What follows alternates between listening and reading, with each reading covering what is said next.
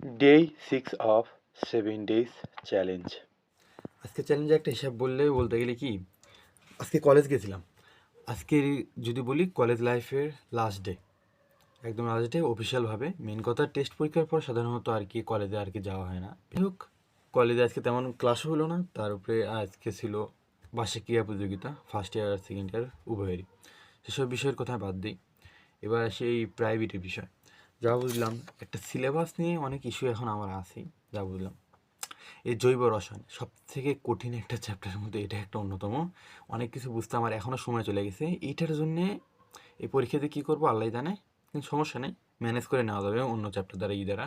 এটাও পারা যাবে, গতবার দিয়েছিলাম এমনিতে অ্যান্সার করছিলাম।